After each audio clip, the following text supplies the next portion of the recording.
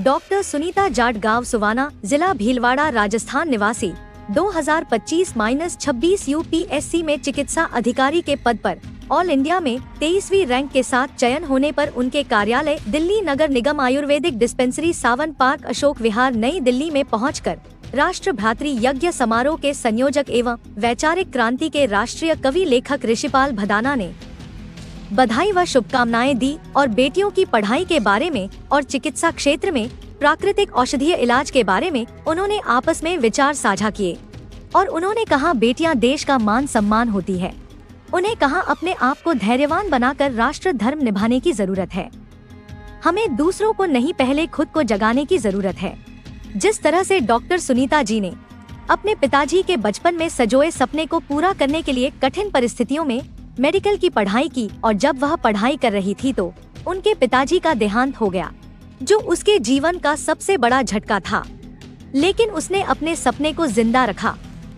इसी बीच उसकी शादी हुई, जहां उन्होंने कठिन चुनौतियों का सामना करना पड़ा और जब उन्होंने अपने सपने को प्राथमिकता देने की बात की, उनके रिश्तों में दरार आ गई और उन्होंने पढ़ाई में उनका साथ नहीं दिया। ऐसी परिस्थितियों में अपने आप को संभालना बहुत मुश्किल था, लेकिन सामाजिक तानों के बीच उनकी मां ने उनका साथ दिया और एक बार फिर अपने सपनों की ओर कदम बढ़ाए और अपनी मेहनत, धैर्य और अटूट संकल्प के साथ उन्होंने यूपीएससी परीक्षा ऑल इंडिया में 23वीं रैंक प्राप्त करके इतिहास रच दिया और वह आज दिल्ली में आयुर्वेदिक मेडिकल ऑफिसर एमओ के पद पर कार्यरत है और सेवा करके अपने पिता के सपनों को पूरा कर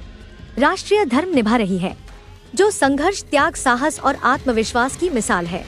और मंजिल पाने की जिद का एक बड़ा उदाहरण बनी हुई है। आज ऋषिपाल जी वैचारिक क्रांति के कवि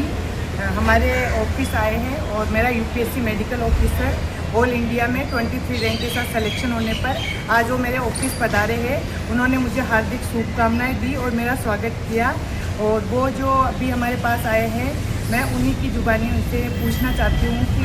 आज आप बेटियों के लिए इतना अच्छा कर रहे हो, आपसे काफ़ी डिस्कशन हुआ, काफ़ी बातें हुई, राष्ट्र के लिए भी बहुत अच्छा काम कर रहे हो, तो हम जानते हैं उन्हीं की जुबानी। यह है हमारे राष्ट्रीय कवि ऋषिपाल। हमारे जो बेटियां हैं वो एक कवि होने के नाते से मैं उनके बारे में इस अवसर पर इतना ही कहना चाहूँगा कि जो डॉक्टर सुनीता जी ने जो प्राप्त की है वो अपने आप में एक मिसाल है बेटियों के लिए। तो इस अवसर पर मैं इतना कहना चाहूँगा कि बेटियां देश का मान होती हैं,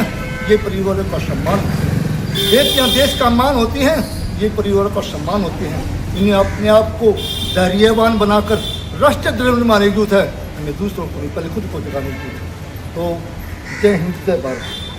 सब्सक्राइब करें हमारा चैनल राष्ट्रीय जंक्शन न्यूज और हाँ, बेल आइकन दबाना न भूले। न्यूज एवं विज्ञापन के लिए संपर्क करें।